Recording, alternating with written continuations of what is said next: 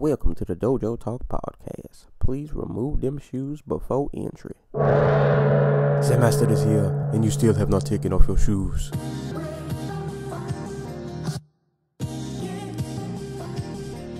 Yeah.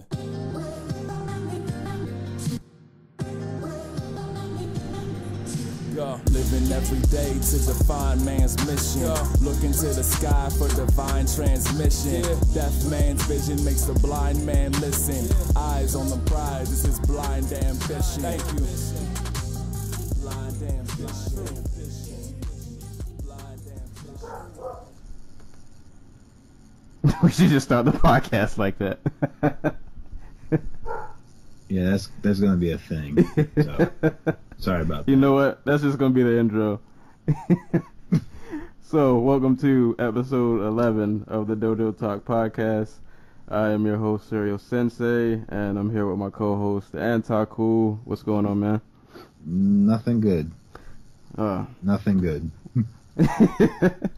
Alright, so before we get started, to start it off on a semi-good note,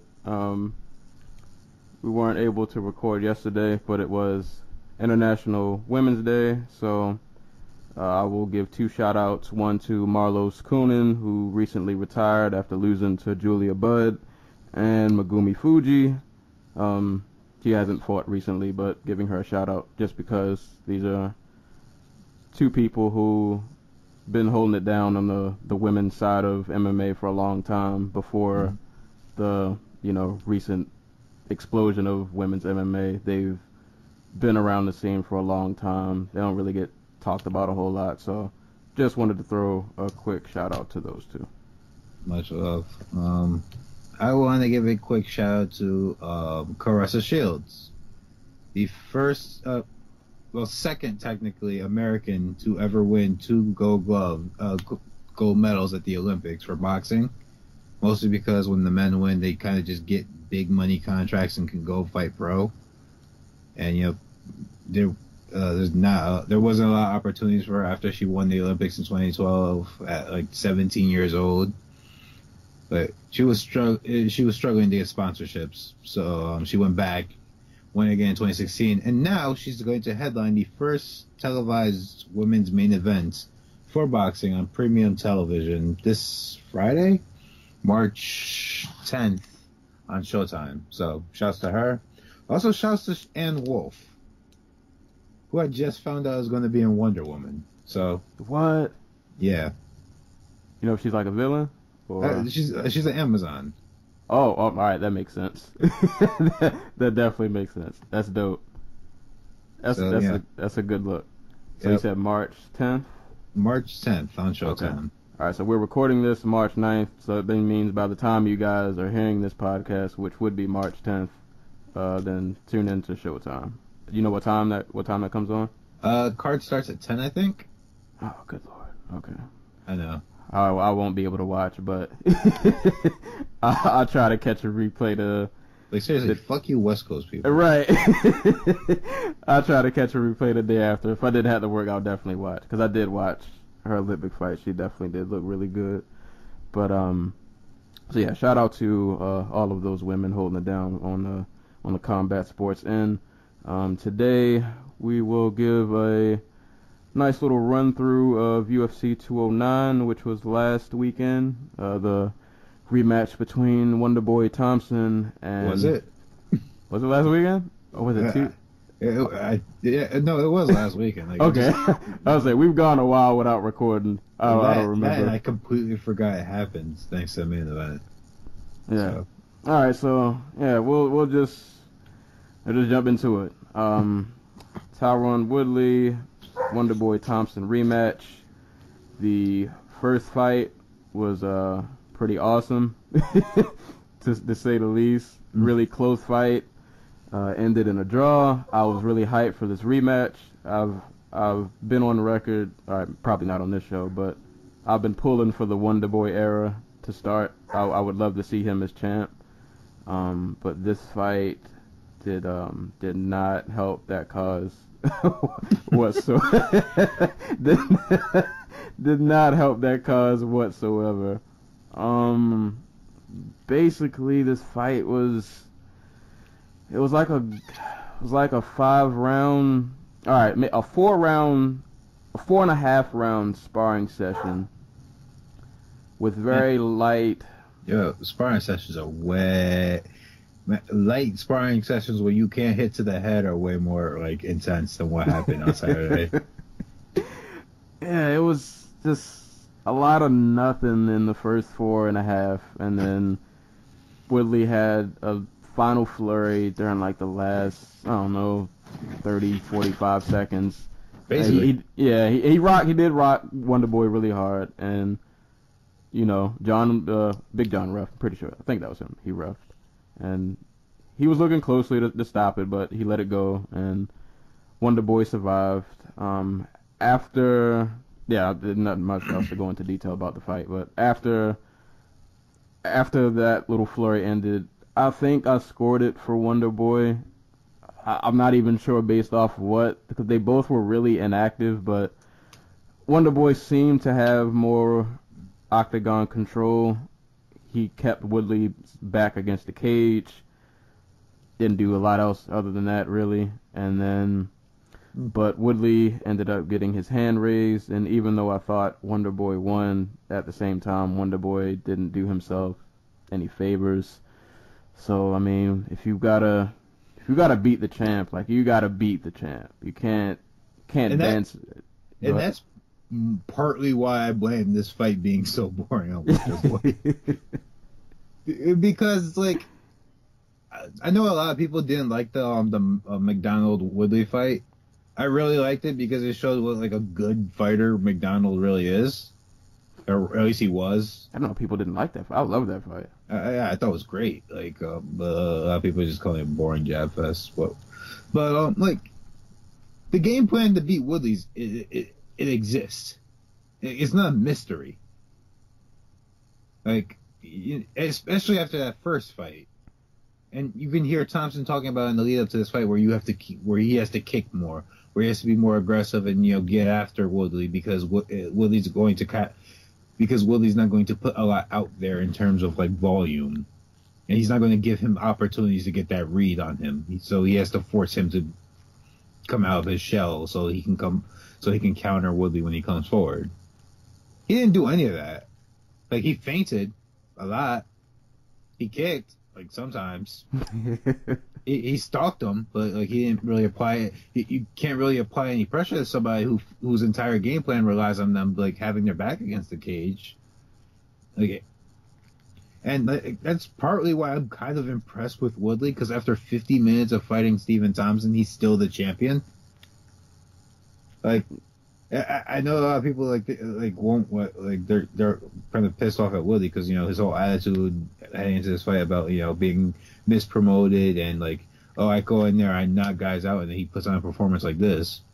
But like Wonder Boy does his best when when he's fighting a shorter guy who just like comes forward recklessly, not even recklessly, just comes forward on him. Like, the typical Wonder Boy performance is like the Hendricks fight, right? Where Hendricks just kind of the moment Hendricks came forward, any type of meaningful offense or tried to apply any pressure or try to get on the inside to land to do anything, Thompson just completely shut him down and just beat the shit out of him. Got back at range and beat the crap out of him, man. Like, it amazes me that Woodley is still the champion after all this, because he's not as good a striker as Hendricks.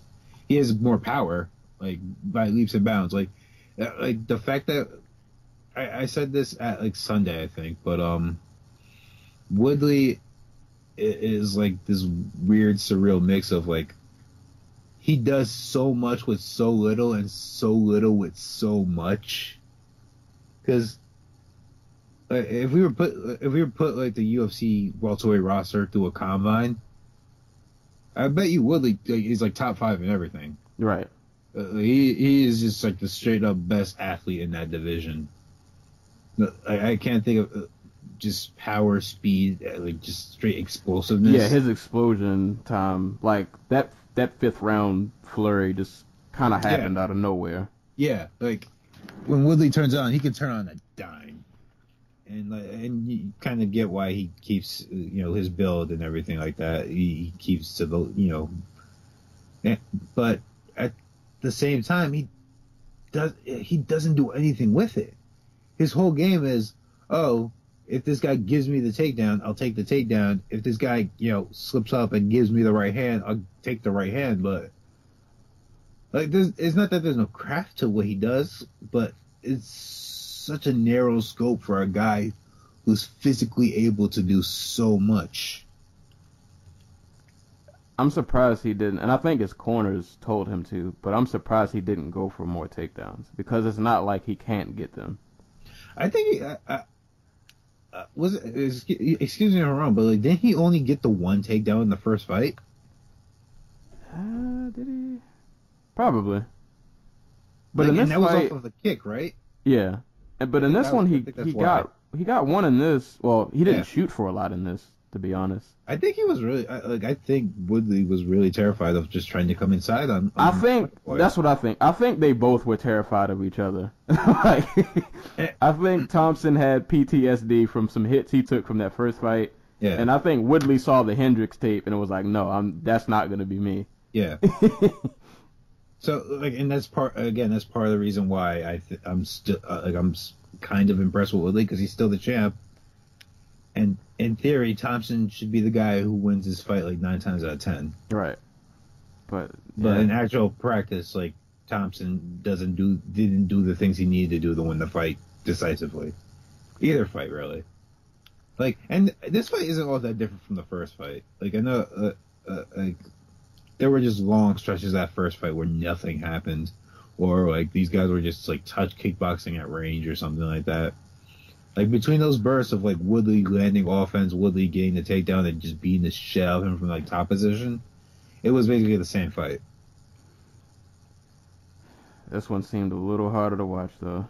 Because we were all, after that first round where Woodley took Thompson down, was just beating the crap out of him, having bloodied and everything. Like, we were all like sitting with anticipation, waiting for a finish, waiting for the finish. Yeah. And then it just, even though it wasn't like the most exciting thing in the world, seeing Thompson claw his way back into the fight by working his like range kickboxing was like, oh, okay, he's not done.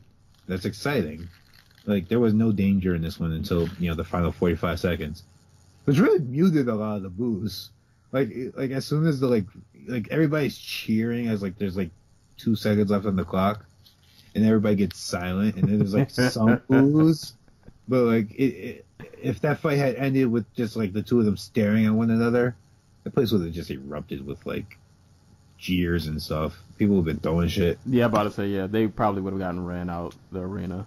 Like, especially after like all of the fights that preceded this main event. For that to be the way the card ended was, kind of lackluster. There's honestly not much else to say. You know what this fight makes me sad about? That we never got Hendricks Woodley, because that would have been a really good fight in my eyes. Hendricks probably would have been more willing to push for it. I don't think he would have. Yeah. Like, Hendricks is somebody who, we talk about his discipline and, his mental strength, but that dude will come forward on everybody. Yeah, and he'll bang, whether he gets hit or not. Yeah. Yeah. That would be a solid fight.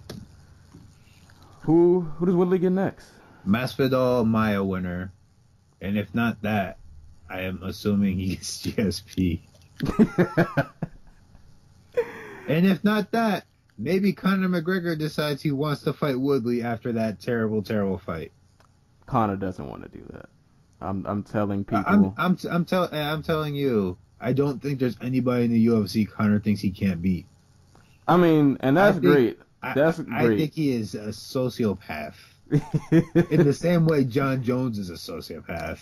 But see, the thing with John, though, is, like, John might have that mindset, but I believe him. I won't believe him with anybody. I don't think he beats, like, if he goes to heavyweight, like, he beats a guy like Kane. But with his skill set, I see it. with Conor, I don't. That just it's not there. It comes down to it. Does the power transfer, and if not, can he change his game to where he can outpoint guys until he's able to put the attrition on somebody and like put them away late? Because there's no way he's going to be knocking dudes out like he did like Eddie Alvarez and Jose Aldo. That's not happening at 170. And mind you, that's not a terrible way to move. Like if that's your thing when you're at like lightweight and featherweight, that's something you want to have at welterweight. Like I made this comparison with Dotson. Like when Dotson first got to UFC, he really wanted to be the guy who moved up from who went from bantamweight to flyweight to featherweight and won titles in all three divisions. I was like, well, he's got the style for it. And featherweight might be too much, but bantamweight and flyweight, like, if you're going to be this undersized guy, you want to be the undersized guy who can explode in and get the knockout. Right. But welterweight, that might be a hill too high for Conor. But Woodley could be the dude to do it against, because even if you don't knock him out, he's not going to throw out back. Here's the thing, though, that I see. As bad as that, or as lackluster his performance was, if Woodley does that explosion on Conor, I think Conor dies. I don't think he lives through that. I don't think that power that Woodley has it's scary. It is, but Conor can have all the confidence he wants. I mean, I applaud it as a fighter. I'm not saying he wins. I'm definitely not saying he wins. I'm just saying I don't think when it comes to this matchup, I don't think Conor looks at this fight and he's like, oh, I'm not gonna, I can't take that guy. You know what I mean? Yeah. I mean, yeah. I don't think his confidence probably wouldn't lack against anybody. And you know Woodley's praying. He says he's thinking that. That money, them checks. Yeah, you gotta pay that. You can't be mad about that. You got 4 kids, man. You got 3 kids at home. You got Sage Northcutt. Man. You gotta raise them right. Gotta raise them right. And I'm pretty sure WME, them loans don't pay themselves, as I feel like we say every show. Yes. But it's why when we get to GSP Bisping, I'm going to have just a complete meltdown. All right. So, why are we still talking about this fight? Right. All right. We'll go on to the next fight. So, unfortunately, the co-main event was supposed to have been Khabib Nurmagomedov and Tony Ferguson, which was a fight I was just super stoked for. Didn't happen. Life happens. Weight cuts happen, apparently. Bad kidneys happen. Yeah, fights just kind of fall apart. But the new co-main event was Lando Venata and David Tamor. I mean, I was hyped for Nurmagomedov and Ferguson, but this co-main event was not a bad replacement at all. This was basically a 3-round video game fight. This is like a Tekken fight. Just wild strikes. I would say Tamor probably was probably more like technical, like a straight up kickboxer. Yeah, dude's a straight up Muay Thai fighter. Yeah, just straight to the core Muay Thai. Just tough as nails. Really technical, really hard hitter. Lando, on the other hand, he's just kind of a wild man. It's not like there's no there's a technique to what he does, but he's a lot more creative and I guess like free with his striking. He reminds me a lot of like Jones, where like a big part of Jones' early career was just figuring out that I can do all this like Tekken shit, but there's a process to which I can apply these things and make them more effective. Right. Sharper. And he's still in the process of that. And this fight really showed it.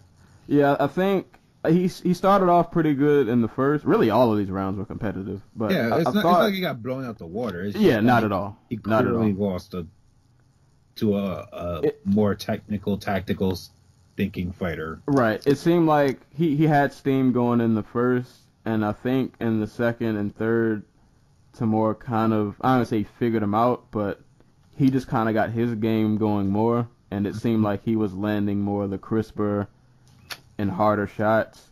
But really, both of them were landing pretty hard, but I think Tamor was just kind of edging him out every round. And then, yeah, by the third, it was kind of clear who won. But that was an awesome fight. Really great fight. I was really big on like Tamor. After his last fight where he just knocked out, what was it Antoine Coenen, the Finnish dude? Like who had like 4 or 5 times as much MMA experience. And it was Jason Novelli. And it was his first fight where he knocked out Martin Svensson. That's what I was thinking about. But dude's a really good like striker. Like a ridiculously good striker. I think he had somewhere between 60 and 70 like kickboxing bouts before he got into MMA. Yeah, shoes. And he's out of All Stars, same gym as Alexander Gustafsson. So he's getting quality training. And I think if I remember, it's been a while since I watched the fight, but he went for a few takedowns, didn't he? Oh yeah. Also, and I think those caught Lando off guard. Yeah, he definitely wasn't expecting that. Yeah, and neither was Joe Rogan, fucking like just going insane. Like, whoa, mind you, Tamor hit takedowns against Jason Novelli. So it just goes to show Joe Rogan doesn't do his homework. He still thinks we're in the days where like just straight up Muay Thai fighters just show up in the UFC and have done like 2 weeks of BJJ. Nah, Tamor was... Dude was on point.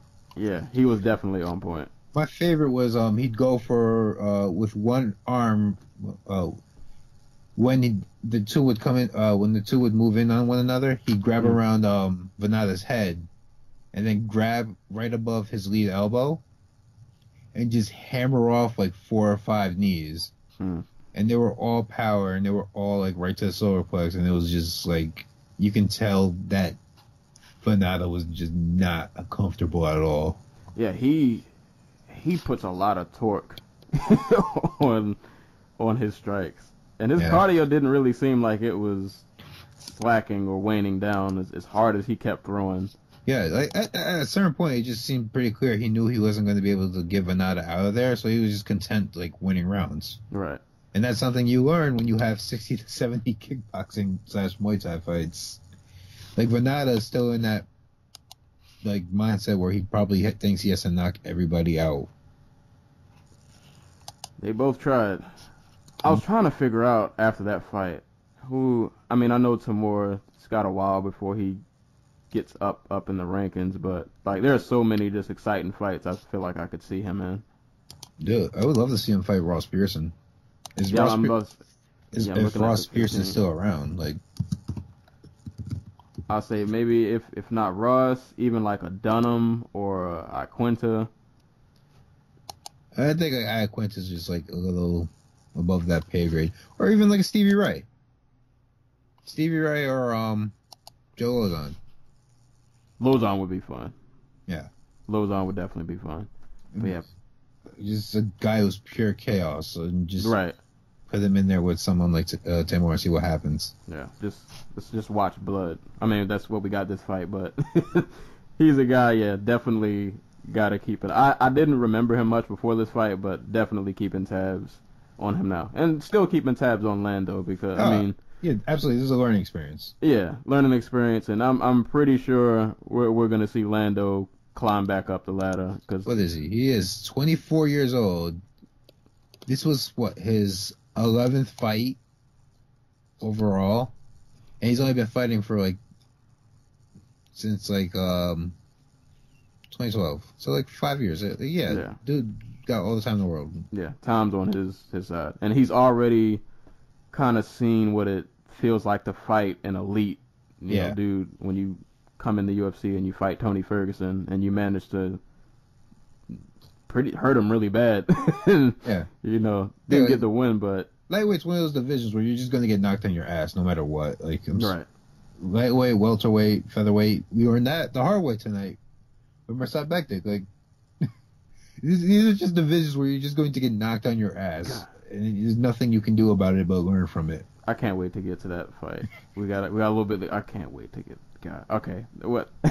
next fight. These prelims were just. Two prelims. Those two great. prelims were insane. But continuing down the main card. The real fight of the night. Real performance of the night. Right. And I that by Dan Kelly. Dan Kelly and Rashad Evans. And I'll go on record and say I was poking so much fun at this fight. And I got to give all the props in the world to Dan Kelly. And the thing is, like, I thought Rashad he didn't look bad. He didn't have as much output as I would hope. But, like, it didn't look like the weight cut was too hard on him. He looked really in shape. He was really fast. He was pretty mobile. But Dan Kelly is like, I was telling a friend of mine because he wasn't watching the fight, so I was kind of describing him what was happening. I was like, Daniel Kelly is a zombie fighter. Like, it's just forward. Just like, man, he don't got no time for backwards, man. Right, there's no time. You gotta take the grandkids to school tomorrow. And it's like, Dan Kelly moves like everything hurts. But he makes it work. I mean, and I was impressed, man. Like, I have to give him credit because he's not like the most naturally athletically gifted physical specimen, but he was competent enough with his striking to make it a competitive fight. But he just had so much volume that, yeah, I mean, it's nuts. Dan Kelly reminds me a lot of like Joe Warren, where they started MMA really late, but they keep getting better despite the fact they're like pushing 40 years old. And he didn't even, because he's known for like grappling. Well, or yeah, I mean, he came into the sport with like, yeah, he competed in the Olympics like 4 times for judo. But I think people point to like Caro and like Ronda for like revolutionizing judo and MMA, but like I think Dan Kelly's like the immediate future for like people who want to come over from judo. Like he is like I can't think of like fighters who have like his level of trapping, like with the, like hand trapping, right? Like, and he I think it was Rogan or Cruz who mentioned that heading into this fight he paid really close attention to the Evans fight against Little Nog. Hmm. And he noticed in that fight whenever Evans would get his lead hand just like trapped by Little Nog, he just shut down everything he was doing. Like, I hate to say, like, Evans has never been a particularly good boxer in his career. He's always been like just that. He's always been a better wrestler than he's been a boxer. Right. He has power, but it's not like. Yeah, and a large part of his game is using his explosiveness and his speed, which he had at 205, to just surprise guys and he land the right hand and take down and hit a power double like he did against Rampage. In that one highlight from that fight. And Kelly put like just a freaking trapping display, just like there was one sequence. So he closes distance, and Rashad tries to escape to, I want to say his left, and Kelly's a southpaw, I think, if I'm remembering all this right. And as Rashad goes to move, Kelly traps his lead hand with his right arm, and proceeds to land like a few rabbit punches to the left side of Rashad's head. As Rashad pushes off to go away, Kelly just pops him at distance with a left hand, and that's the end of the sequence. And it's not pretty. Yeah, I would say it's not pretty to watch, but it was effective. And it's so simple. I think Rashad, I was too, surprised at how, most of the majority of this fight was just on the feet, and Kelly held his own, really more than held his own. Oh, that was another thing. When Kelly would go for sweeps and hip tosses, he was literally just using them to position Evans back against the cage. Or there was one point, Evans had him along the cage, but they're a good 3-4 feet away. So what Kelly does is he goes for a hip toss, forces Evan to go down to a knee, and turns him around and pushes Evan against the cage. It's Kelly's style is just so efficient, and he's able to turn those little incidences into just offense, where he's able to land 3 or 4 punches. And probably that definitely works for someone his age, because I think he is 40, right? He is 39. 39. So pushing 40, and at that age, you don't want to take too much unnecessary damage. You fight smart, not not reckless. And he for what he lacks, just this. I can't believe this is the same guy who fought Patrick Walsh to the worst fight in UFC history. Right. That fight was 2 years ago. Yeah, man. Kelly he flicked the switch somewhere.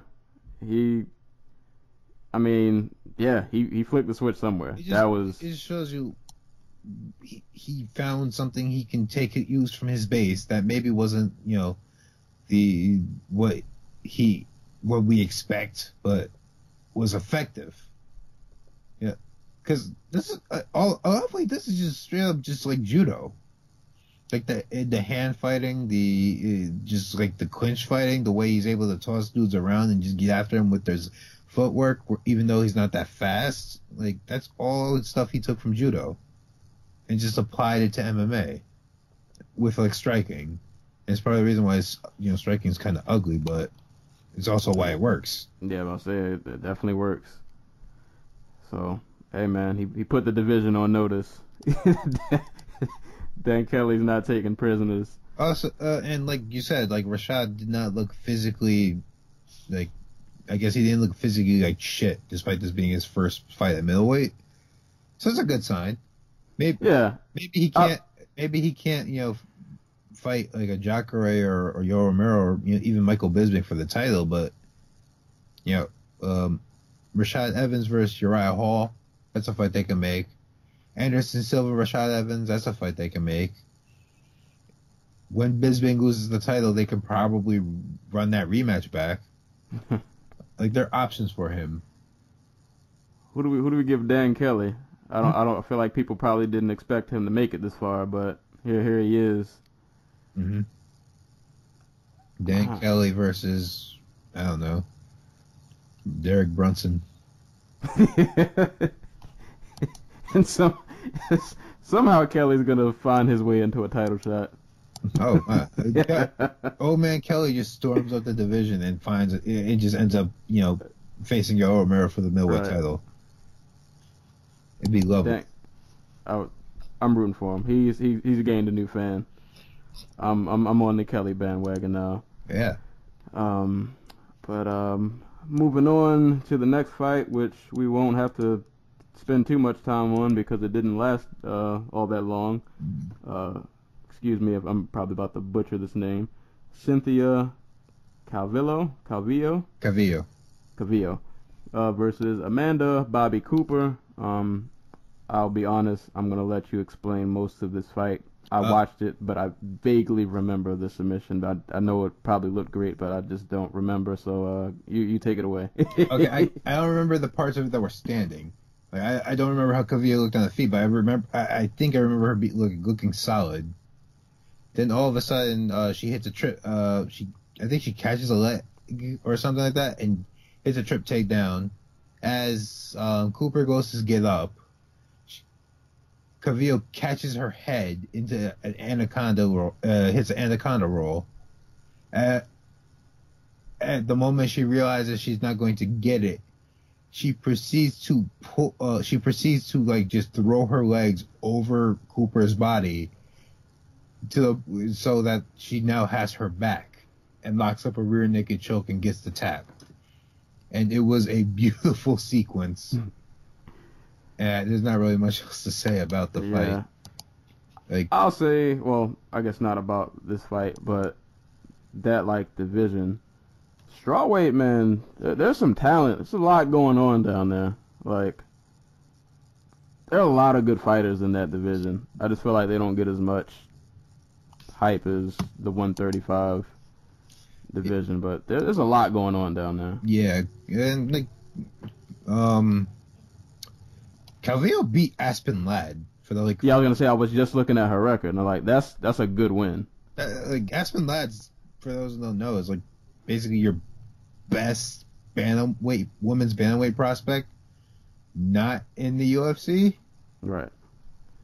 Maybe like Juliana Velasquez is like right there with her, but Aspen Ladd's like what? Yeah, she's 22. Like, that's a very good win to have on your record as a strawweight. Right. Especially she's 4-0 as a pro. 4-0 as a pro, trains out Team Alpha Male. She, I haven't seen any of her other fights, so I can't tell if this is what we should expect for her moving forward. But it was a very good first impression. Amanda Cooper. Hello? Yeah, I'm still. Because it keeps cutting in and out. My bad. Amanda Cooper, I want to say she's definitely not a bad fighter. She only has 5 fights in her career, and she's 25. But UFC really tried to push her on Tough 23, and it might have not been the best place to put your bet on. We'll see. Hopefully we see Cynthia back. Yeah, I looked at her record. She seems to be pretty well rounded too. We got submissions, a couple of TKOs. She fights out Alpha Male, so like she's going to be around for a minute. Plus she's Paige Van Zandt's training partner, so. There we go. Well, all right, that was that fight that lasted all of about 3 minutes. This next fight, which I honestly forgot was on the card until it happened, Alistair Overeem and Mark Hunt. I know this fight probably would have been the co-main event had Mark Hunt not be in open litigation with the UFC. Well, God. Yeah, Mark. it could. It definitely could. I could see that. I mean, it definitely would have been. Like, yeah, because if you look at star power, they're clearly, aside from the main event, the biggest names on the card, and it's not even close. Yeah. And when I saw this fight was happening, I was like, oh, well, I guess this fight, I thought this to me was guaranteed KO, no matter who won. And you're right. Yeah, I was I was right. I was impressed with Overeem, man. I liked what I saw. His fights do tend to scare me a lot. You never know. Yeah. For better or worse, Overeem's fights are always entertaining. But you just, with him, like the talent is there. This dude, he's easily, I would say, the most like technical striker probably I've ever seen at heavyweight. Overeem might be the most talented fighter to ever fight at heavyweight. But he's also like the only fighter where it just feels like the fight is just constantly slipping away from him. Right. And it's like even when he's winning, you're still waiting for that slip up that he doesn't help himself when he turns his back and just starts running. Yes, and that he gets away with it because it's heavyweight and like everybody else is foot slow. Yeah, and so yeah, in this fight, I mean, he basically put on a pretty good kickboxing clinic. I mean, he chewed Mark Hunt's leg apart. But he did have that one brief moment, and I remember when he was up against the cage, and he literally, for like a couple seconds, he did like the turtle up. Yeah. I'm like, oh, Marquand's about to put it on him. And those moments, they terrify me because like you can't do that against Mark Hunt. Like this, you can hit Mark Hunt 100 times. If he lands once and it's flush, it's over. But I think bring it back to Mark Hunt. I think we've seen the end of the Mark Hunt renaissance, quote unquote. Yeah, it's just like, he looked like a 42-year-old man who cut weight to make 265 pounds.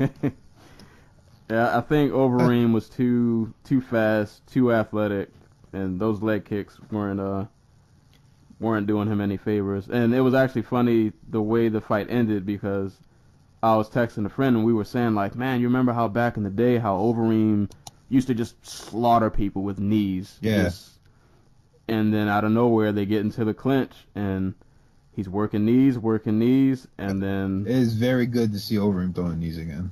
Like yeah. Like from the clinch. I mean, those knees, a lot of fighters do like those little like pity pat knees from the clinch.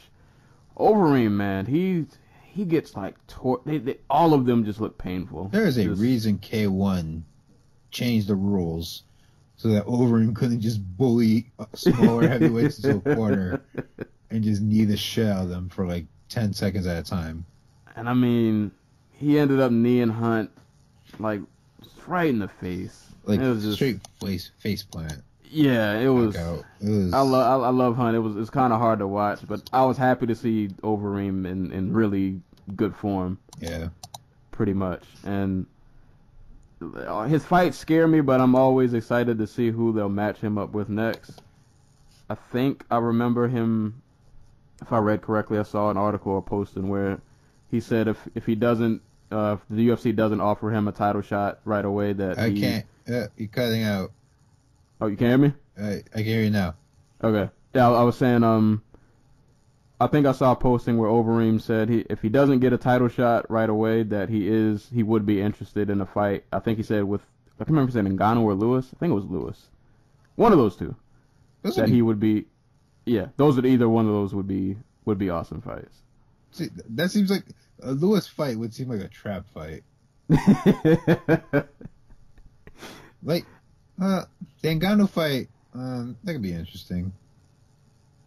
Like, Ngannou's the one guy who in the division who I think could make Overeem pay for turning his back to run away from. Yeah. Yeah, he does not want to do that against him. Yeah, but either one of those fights would be great. They would be. I do agree with you though. Like, as terrifying as Ngannou is, somehow the Lewis fight, even though like, if you look at skill set, I'm like, there's no reason Overeem shouldn't win, but it almost feels like that's an upset waiting to happen. Yeah. On the other hand, like, Lewis is not impervious to getting knocked out himself. Right. He's been knocked out twice, I think, by like Sean Jordan and Matt Mitrione. Yeah. So, yeah. But we'll see. I mean, always with heavyweight with Overeem, even if he doesn't get a title shot, he's probably about 1 or 2 wins away from. They pay him too much money not to be champion. Right. Yeah, I was saying. I remember looking at the payouts. I think him and Hunt pulled in the most money. Probably. Yeah, I can't remember what the digits were, but they both pulled in well above 6 figures. I think Woodley did like 500,000. I think Reams is like 800,000. Yeah. Which is ridiculous because he's not a freaking like. The only fight I think he's ever drawn is when he's fought Lesnar, and those pay-per-view numbers were down. I mean, right. It was partly because the fight was on like a Friday night, but like they weren't great. Yeah, well, I'm trying to figure out the metric by which like Overeem's a draw that can. Yeah, see, I don't know who he bullied for that he needs somebody for that contract. Give me his fucking like agent. Right, whoever they are, they're doing.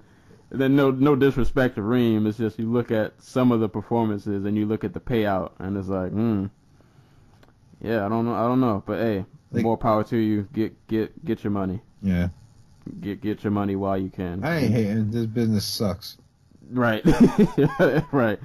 Get it while you can. Tony Ferguson is out here getting like not even half or maybe half of what his show money was. Right. He was very upset. Right. WME. fucking up the game. Yeah, cut that man his check. Like, that's a guy who needs to be making six figures as good as all of his fights are, win or lose. Yeah. But that could be a whole nother show. But so was this Tabor, was this a main card fight? No, that was the headliner for FS1 for some reason. Okay, yeah, which didn't make sense. I guess we'll briefly go over this fight because, to be honest, I don't remember much of it. But Marcin. Enrique Tabor was Enrique pushing Tabor up against the fence until Tabor realized he could push back, and in the third round got on top of him and just landed ground and pound until the ref called the fight. The end. Right. I say no need to spit anymore. No disrespect to either of them two. Listen, if you are a big man trying to fight in this sport, you need to learn how to fight in clinch.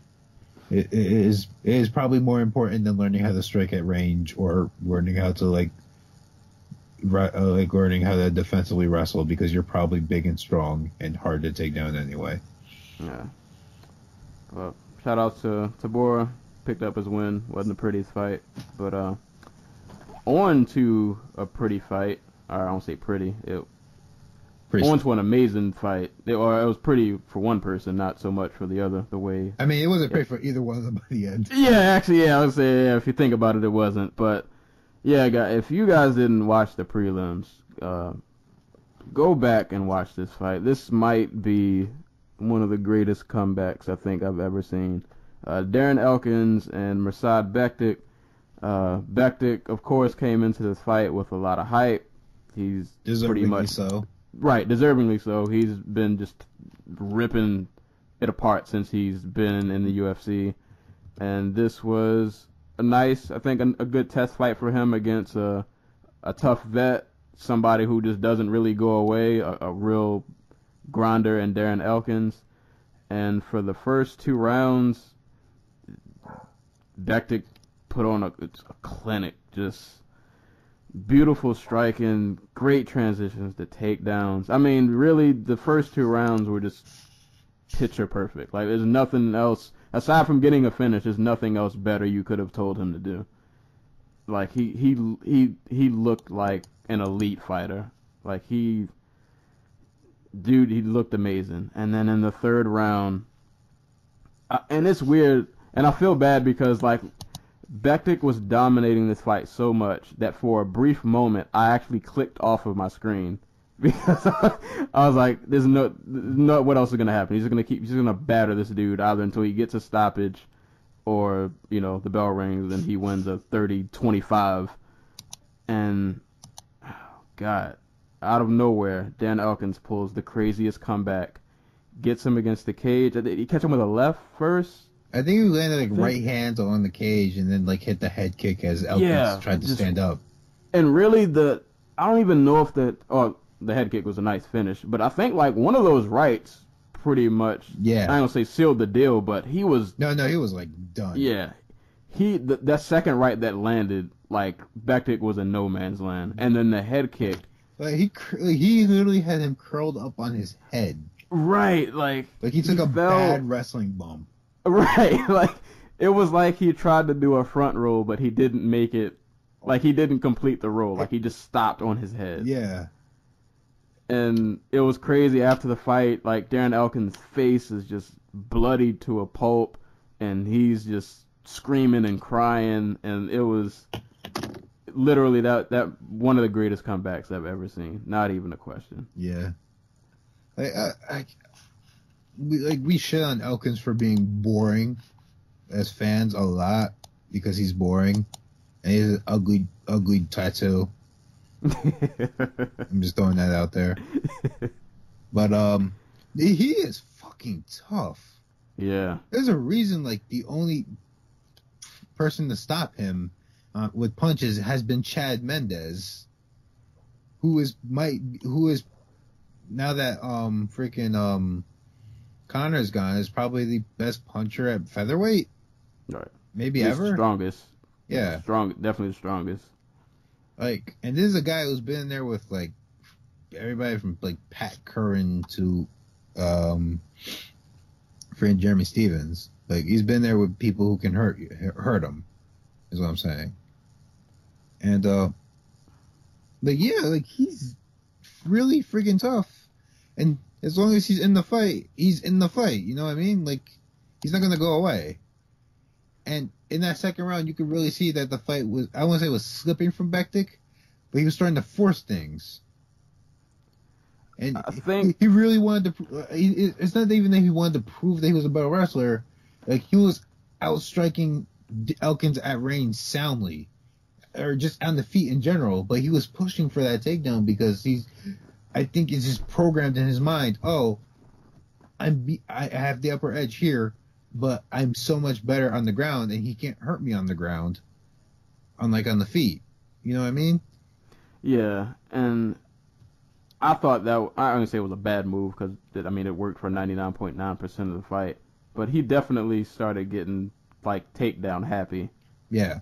And it's like, I get it, you're winning the fight, but this is kind of Elkins' world. Maybe you shouldn't stay around these waters for too long. Like, clearly, like you said, on the feet, like, Bektik was just precise, definitely was faster, just 100% advantage on the feet. This loss hurts. Of all the featherweight prospects who have lost recently, like Choi. Yeah, crap, I keep forgetting the other guy. It was Choi and what was that guy's name? 1 second. Choi and it was Elkins. Never mind. It was not Bektik. Never mind. Like, the featherweights in this weird space where they're trying to just like throw fights together between prospects and top 10 fighters and come up with prospects, come up with new faces to fight the champion, right? And Right. Yeah, this was one of those fights. Bektik gets his test fight, and the other one was Choi versus Swanson, and like it just goes to show that there's something else to these guys, even if they're not, you know. In Elkins' case, like physically, athletically, or even offensively, just like super gifted, they have that extra gear in them. Right. And But if you slip up, it's going to be there for them. And it definitely was. But I think with Bektik, I mean, super tough loss. That's an understatement. Like getting knocked out by like Darren Elkins is not a good look. Yeah. But I think, though, I mean, sometimes you got to take those bumps, you know, learning experience. Like, if they were to run it back, like, I expect Bektik to beat the shit out of him again, except this time I lose. Yeah. But, I mean, sometimes like, I feel like better now to take that loss than, I don't know. At least you learn this mistake now. So yeah, your next run when you get back in there, you'll probably have things figured out more, and your streak will go even further. Like Bektik has to realize that just because he's better at something doesn't mean the other guy can't do anything. Right. And up to this point, like Bektik has pretty much had his run with people, like he had his way with people, I should say. Like, the only time he's been in any trouble in any fight in his entire career prior to this fight was against Chad Skelly, where he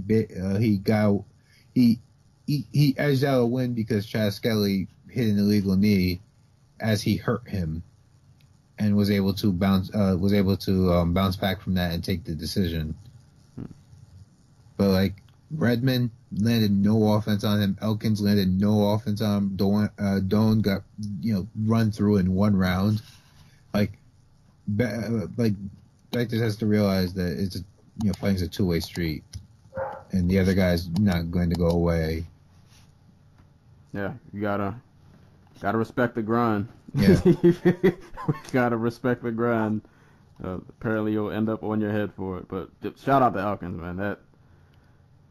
You're in a history book in MMA for for that comeback. Yeah, like that was wild. And speaking I guess, yeah, on to the last fight on this card that we'll talk about.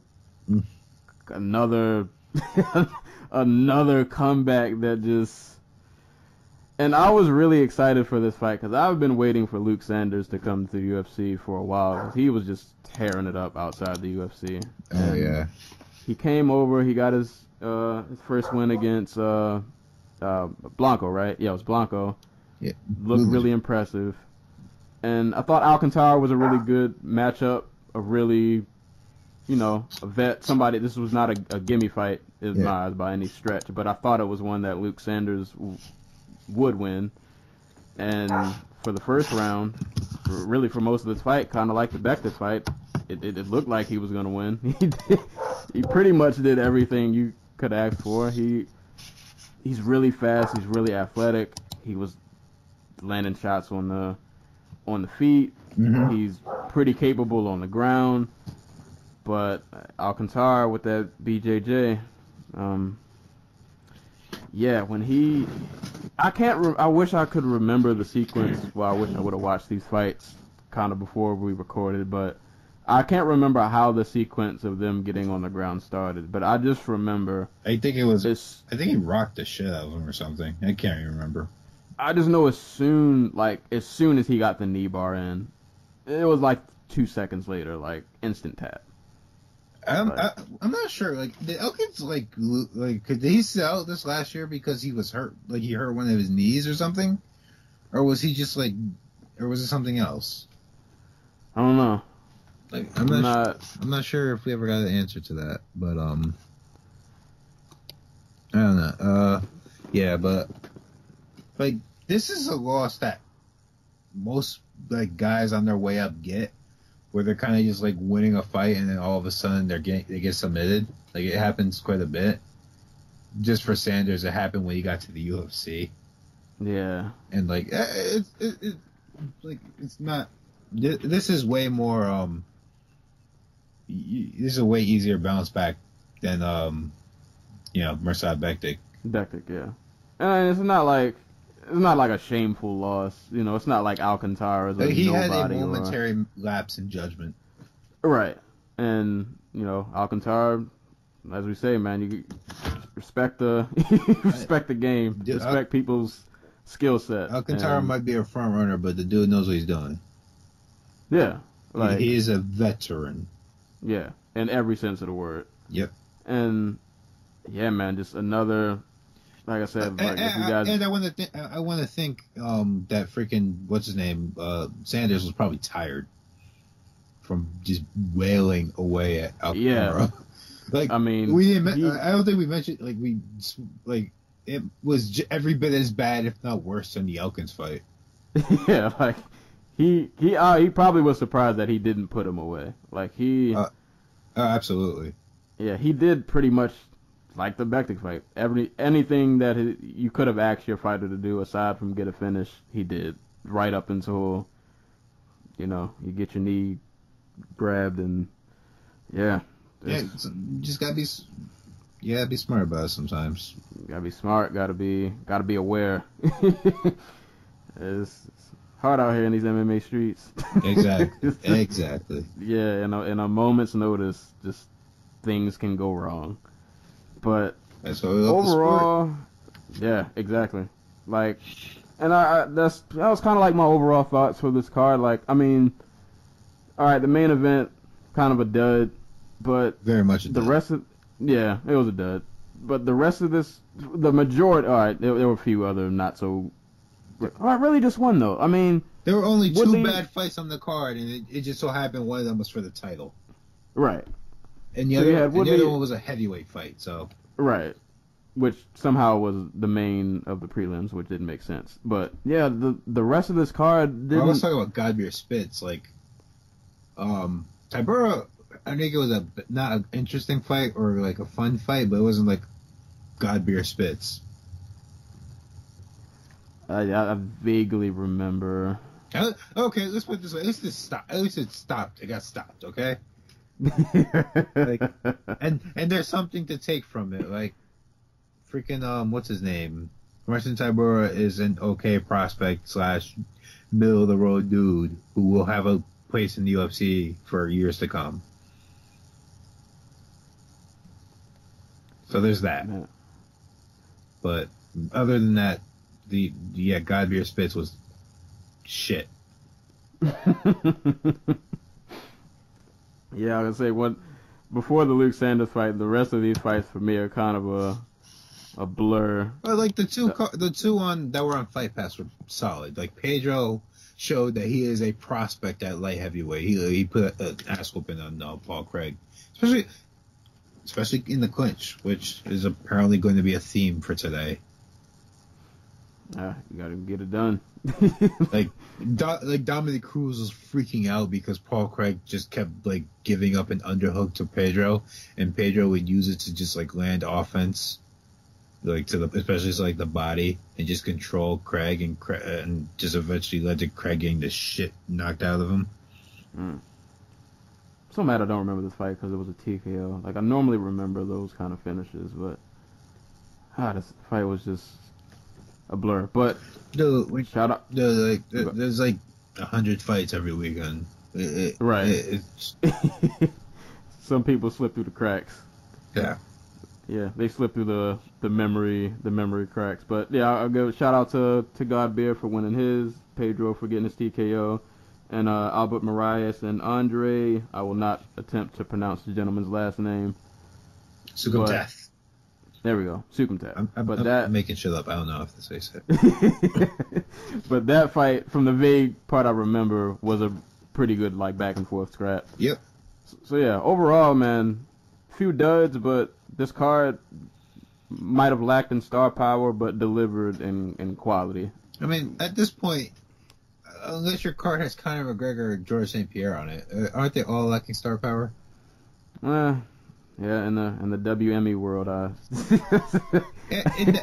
the MMA world, post Ronda and post Brock and post Anderson Silva being the best fighter in the world. Yeah, we've post merit based title shots. Yeah, we're in this. Yeah, MMA's in this weird transition of where we still have great cards with great Mick Maynard and Sean Shelby. I've been knocking it the fuck out the park. Like, slow clap for those guys because they're doing their job. They're putting together quality undercards, and hell, most of the time, even the main events, even if they're not great, like Manua Anderson, that's a fight that needs to happen. It's important, right? Especially for that division that is always in need of a new face, a new contender. Swanson Lobov is a shit fight in a shit main event, and it sucks that Swanson is A, getting a fight that won't get him any closer to a title shot, or B, won't put a freaking prospect in the ring with Swanson to see if they can be a top 5 featherweight. Right. But the rest of that card's really good.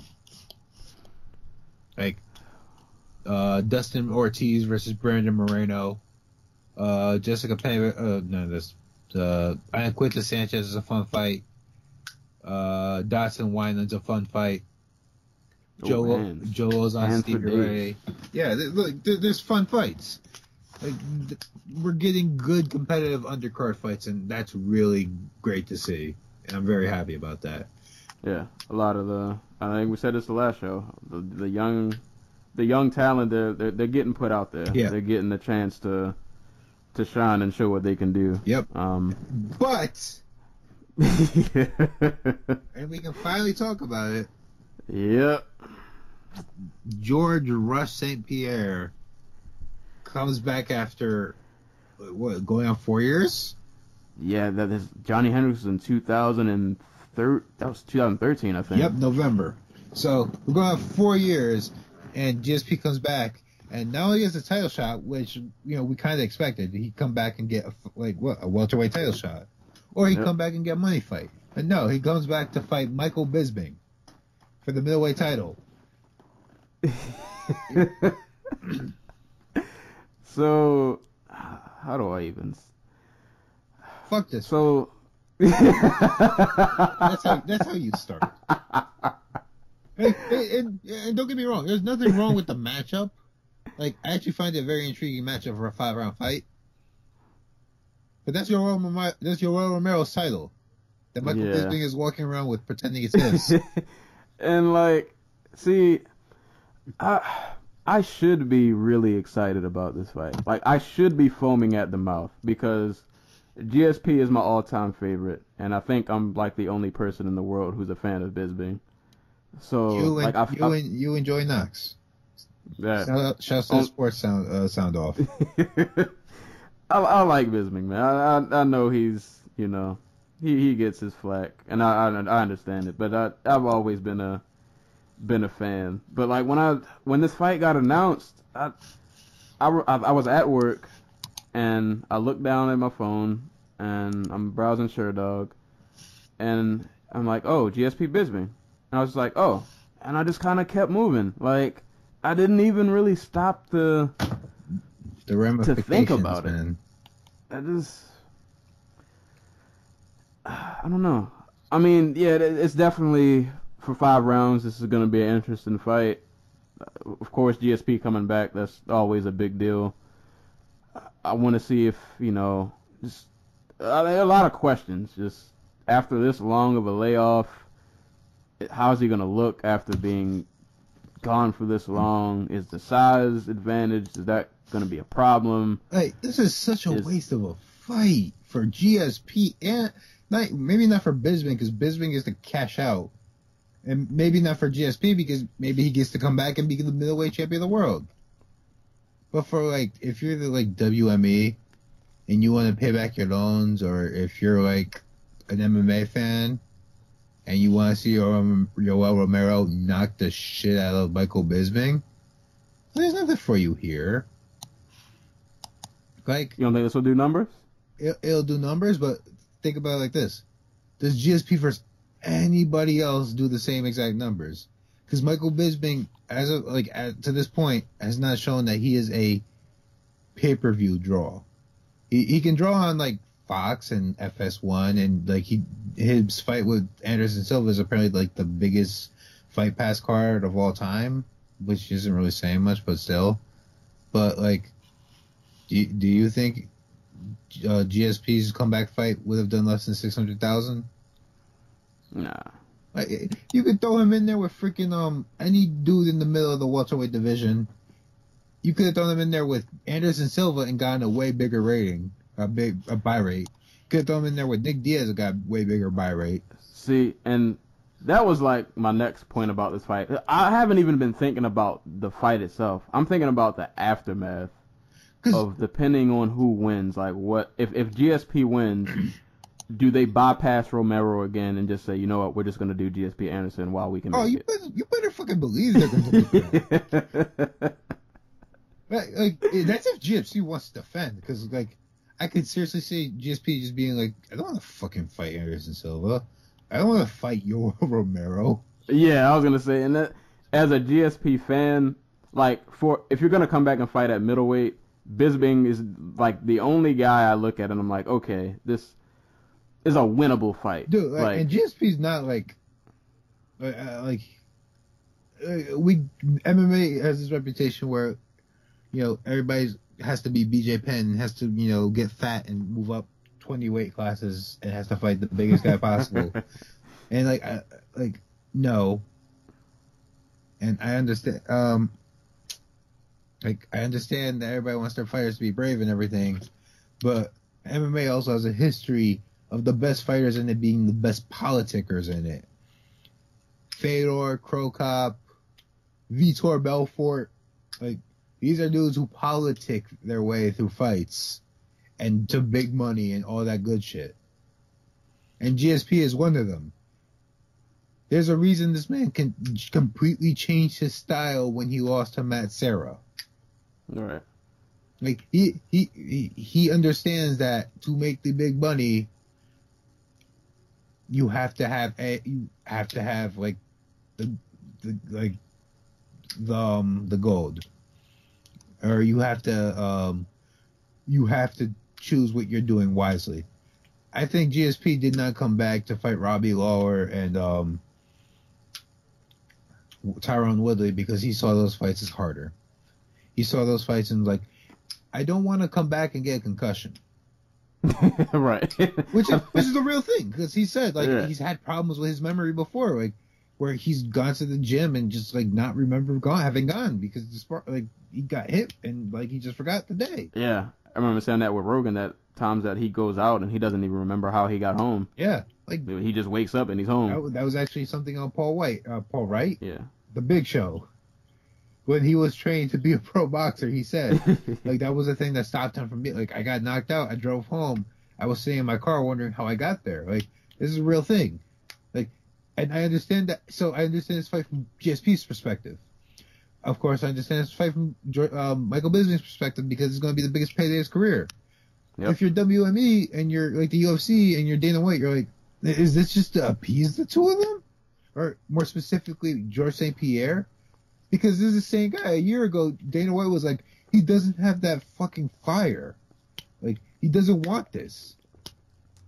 I honestly think they think it's gonna bring money. I don't know why.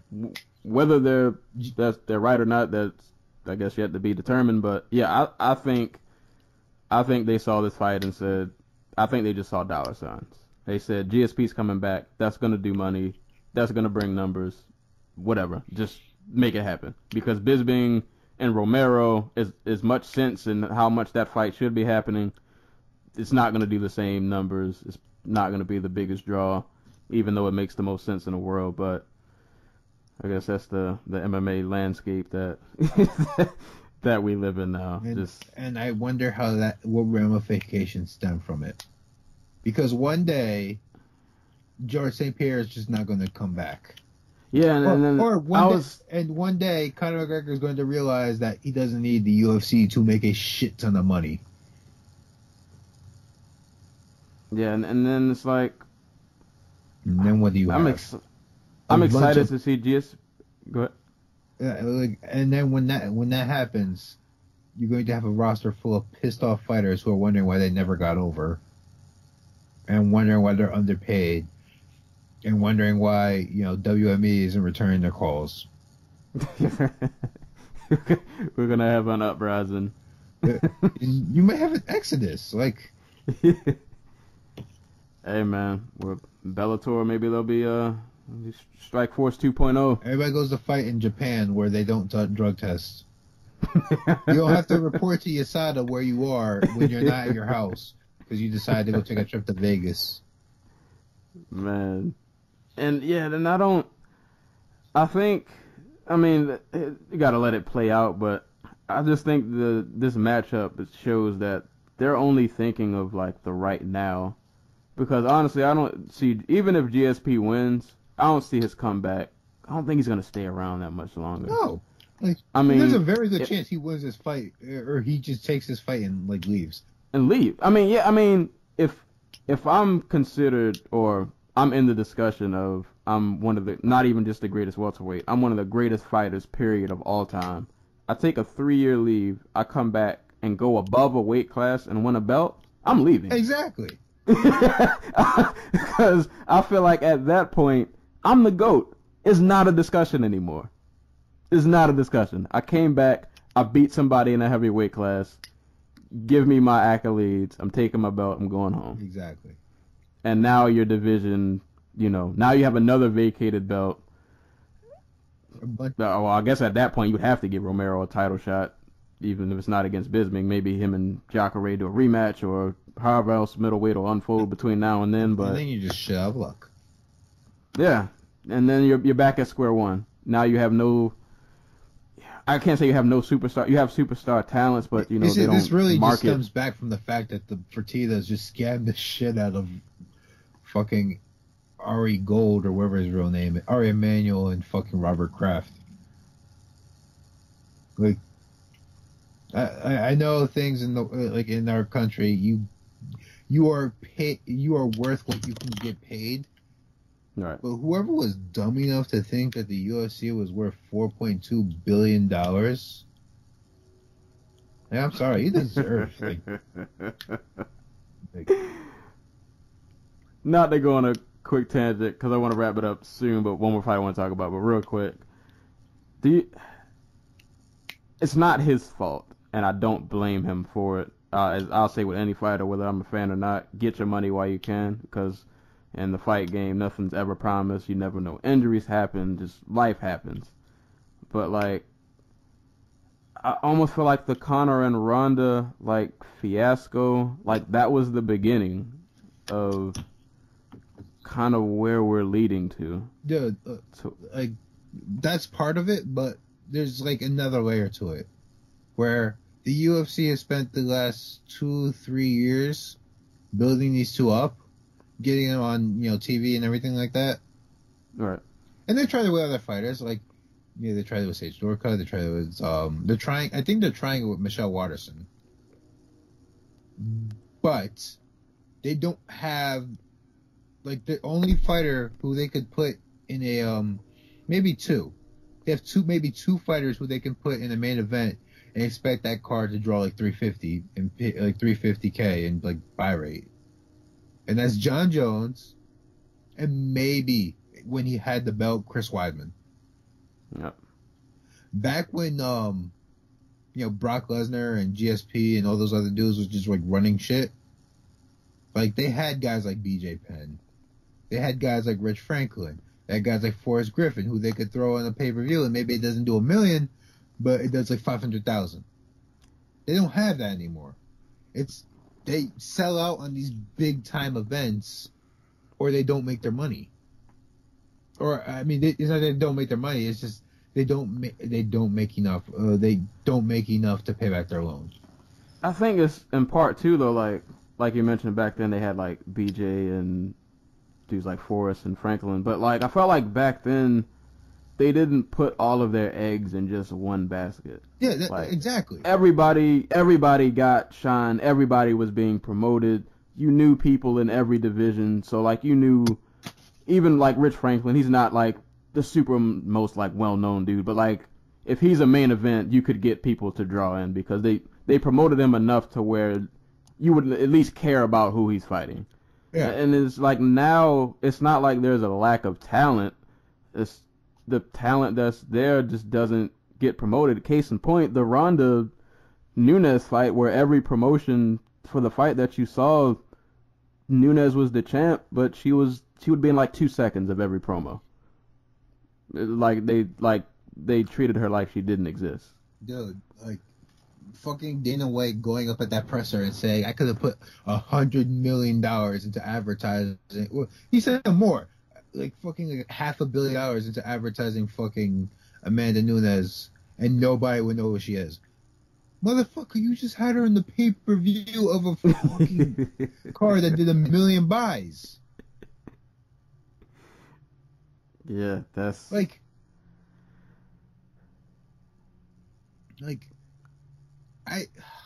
it just becomes so much clearer that so much of what went right with like the UFC wasn't because of the, machinations of fucking Dana White. The more he opens his mouth. Yeah, because, like, kissing cousins here, pro wrestling, that's a kiss of death. Saying some shit like that, like, I could advertise blah blah blah for $400 million and nobody would know who she is. Like, you would if you caught Vince McMahon, you would never catch Vince McMahon away from like a WWE ring where like you could play that off as a gimmick to make the other person the underdog. You would never catch him saying, "Oh, I could put fucking, I don't know, Batista. Like I could put $100 million behind Batista and nobody would know who he is." Like the point is to make these people seem larger than life, right?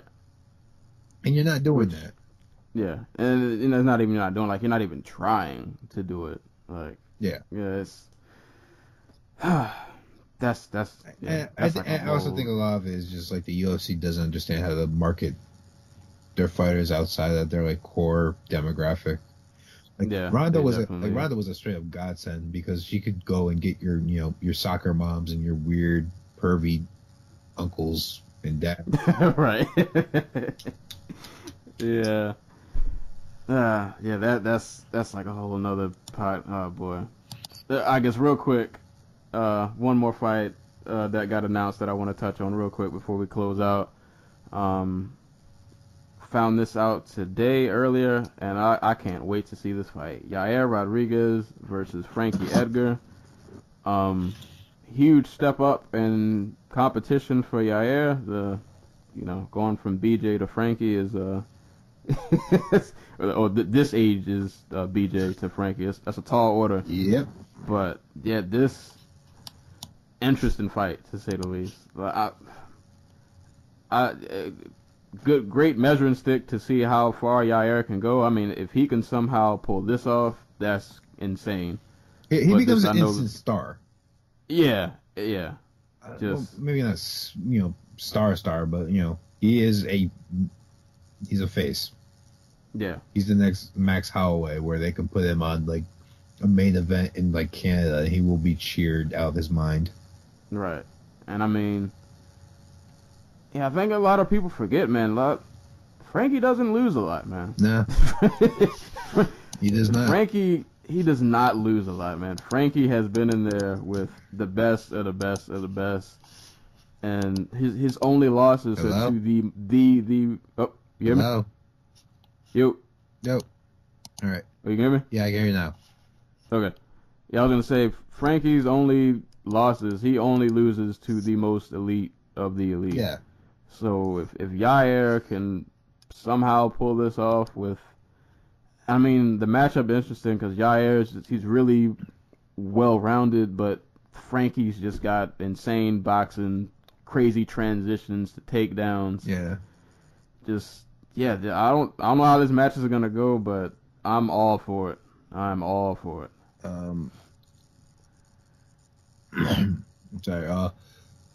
Rodriguez.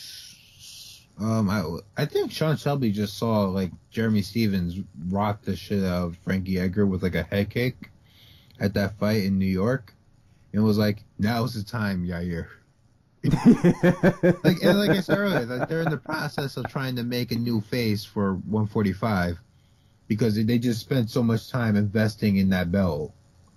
You know what I mean? With Conor, right? They're like, "Oh, let's try to ride that wave." And we had an Irish champ last time. Let's see if we can, make headway in this Mexican market.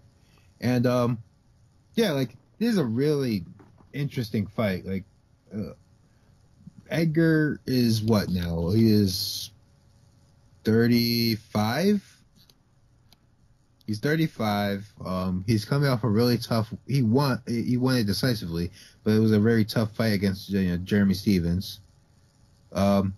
He's still going to be the undersized guy, which against like who's facing a long rangy kicker who will spam kicks for 15 minutes. Yep. And not gas. And it's a fight I expect him to win, but I can also see him just running into like a knee. Right, like just one of those freak shots that you just don't see coming, yeah. And he just completely gets blindsided. Yeah. And, this is a huge opportunity for Yair. And it's a fight where he loses. It's to an all-time great fighter. And it's, 3 years from now, it's not a big deal because he's a better fighter for it. Yeah. I mean, yeah, any loss, losing to Frankie, even at his age, because, I mean, truthfully speaking, aside from Aldo, I still feel like Frankie probably beats almost anybody. Yeah, basically. Maybe him and Max Holloway would be a fun fight, but yeah, I mean, yeah, I think he's still elite. He's still elite. I think it'd be a tough fight, but I think I'd give Edgar the edge in that fight too. Yeah, but yeah, that excuse me. Yeah, that's an awesome fight. So awesome fight and awesome card. Yeah, I was gonna say because they just added the Poirier Alvarez fight to that card. They just added the Cejudo Sergio Pettis fight to that card. They just added David motherfucking Branch versus Krzysztof Jotko. So that card, in that card, one of the best fights is probably gonna happen this year. Joanna Jacek, Jessica Andrade, yeah, like, and I was gonna say, I guess to wrap it up, that was pretty much gonna be my parting shot. Is this UFC 211 card, man, it's not even complete yet, and this card is already just banger. This screams just entertainment all the way through. It's not even like 210 is a bad card either. Like, there's some fun fights on it. It's fun. Yeah, there's a bunch of fun fights on it, actually. But, that 211 card is just card of the year material. Yeah, you gotta... I don't shell out money often for pay-per-views, but I might chip in, go to a fight party, and I'll gladly chip in money for this. So that card happens on May the 13th. So we got a couple months. I'm praying to the MMA gods that nobody gets injured. I mean, I already lost a fight. Well, the Verdum fight. Oh yeah. That's why his opponent is still up in the air. Yeah, he's the one guy on this card who doesn't have an opponent yet. Shouts to USADA.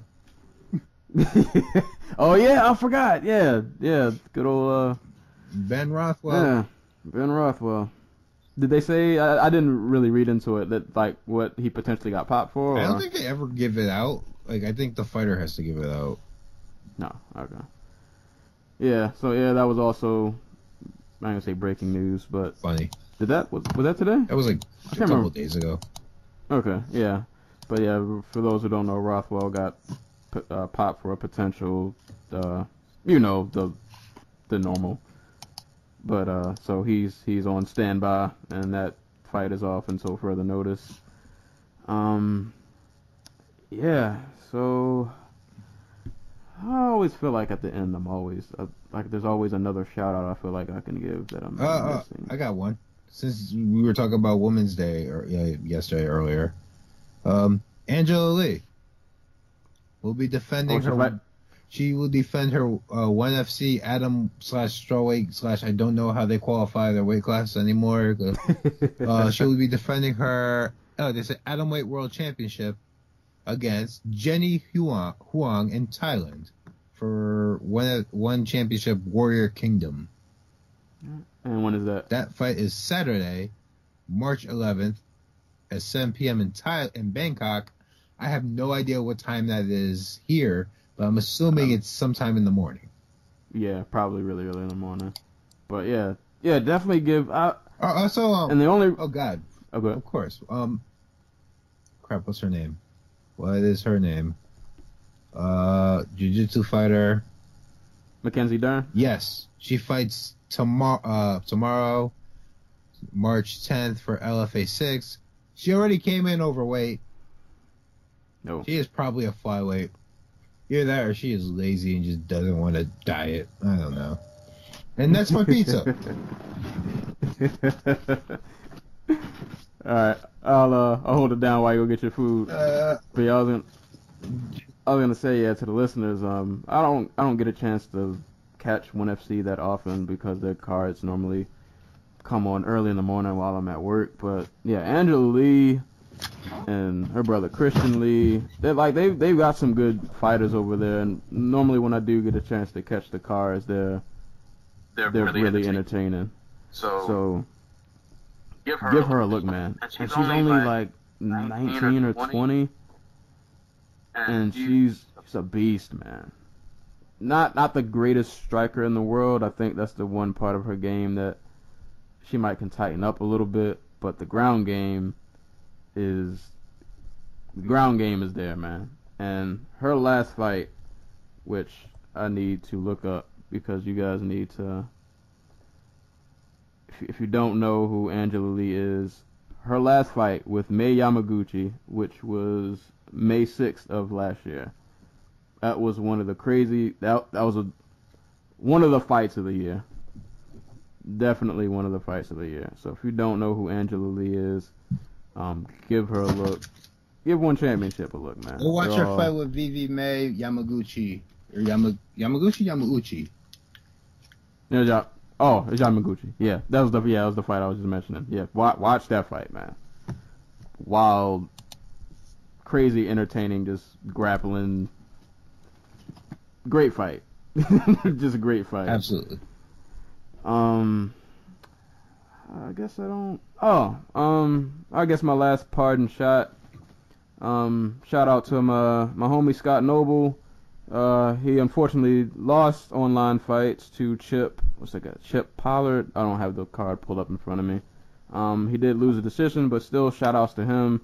Somebody who like I said, I know personally, so I've been kind of following his fight journey as I've known him.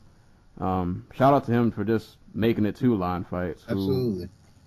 And that card, I'm kind of mad. I had to go to work, so I couldn't watch the whole card, but I watched the first 3 fights, and man, that card was insane. Like, there was some really, really good fights on that card, and I wish I want to give her a shout out also in honor of Women's Day. There was a fight on that card. I don't have it pulled up in front of me. And Shevchenko's sister? Was that her sister? Was that the fight where they called it because of the blood? There was a fight on that card between 2 women where one of the ladies, her face looked like she got hit with like a 2x4 repeatedly. But it was crazy because she got cut, but she, and to me, was clearly winning the fight. I mean, aside from that cut, she was pretty much handling business. And the blood, the way like it trickled on her face, it went like down her forehead and it spread to like the outside of her eyes into like her cheek, but she could still see what was going on. Oh, but I get it was Jerry Sitz and Andra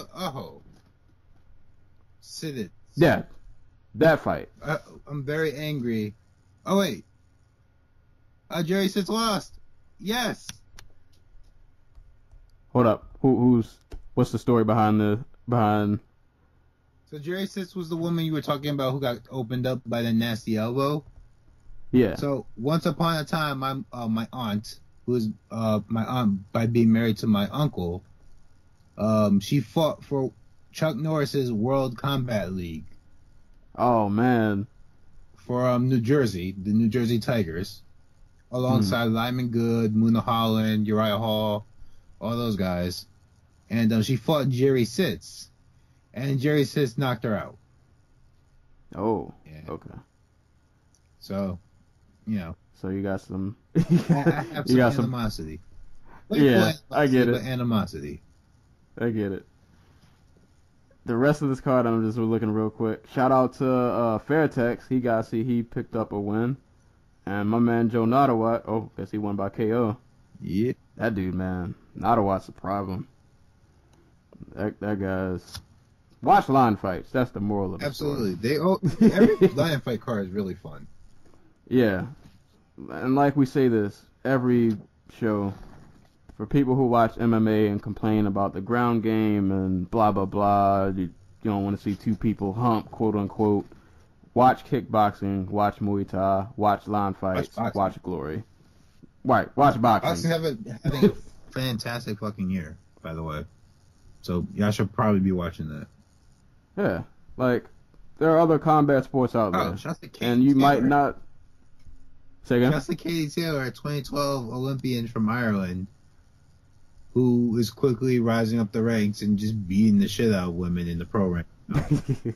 She just had her 3rd pro fight and knocked the girl out in like the 5th round.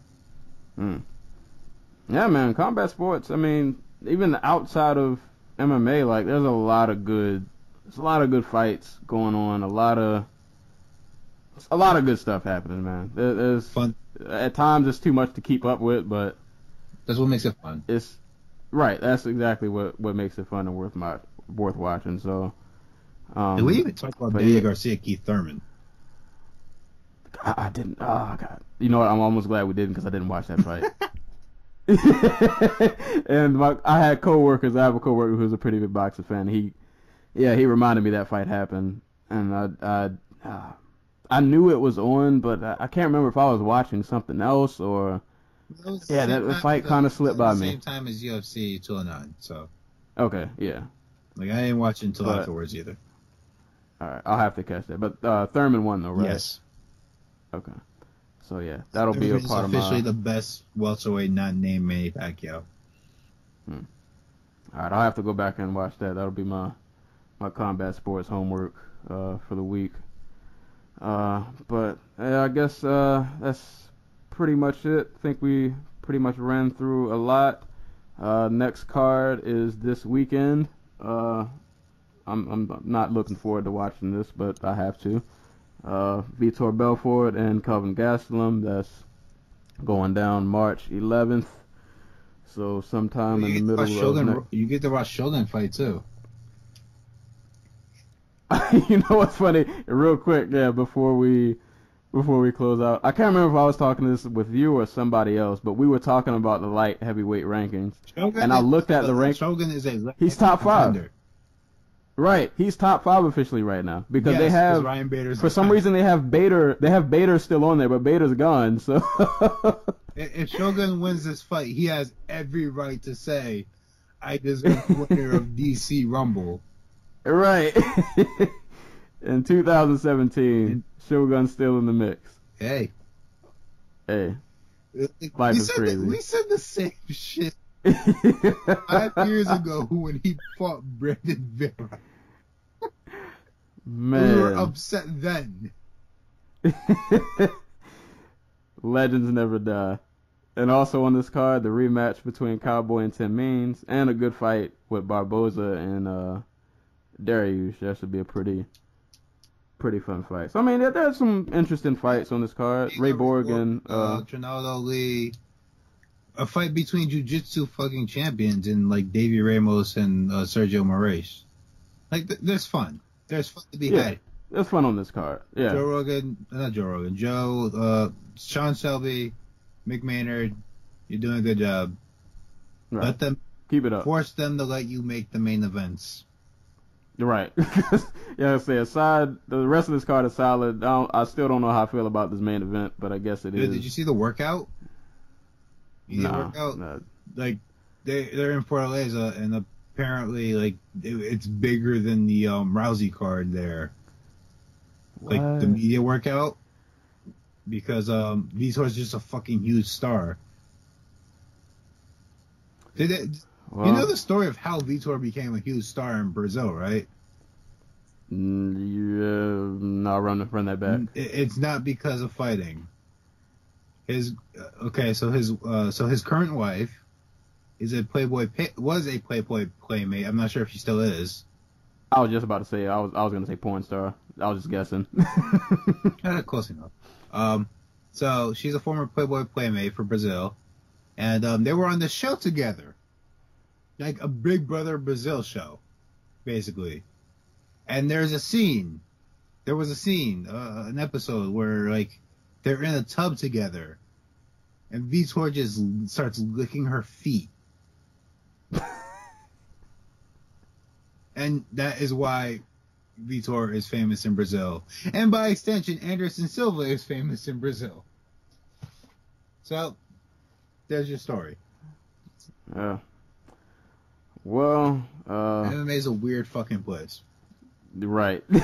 See, I don't even know how to follow that up. But yeah, this is MMA in 2017. Belfort's still around, and Shogun Rua is a top 5 light heavyweight of the world. But I guess that's about it for tonight. As always, anytime people are being kicked and punched in the face, we will be there to talk about it. And yeah, thank you guys for listening. Real quick, I did, as I mentioned last podcast, I think I did update the SoundCloud page, so this will also be on SoundCloud if you prefer that listening format. Yeah, but thank you guys for listening. This has been another episode of the Dojo Talk podcast, and I will catch you guys, or we will catch you guys later. Peace.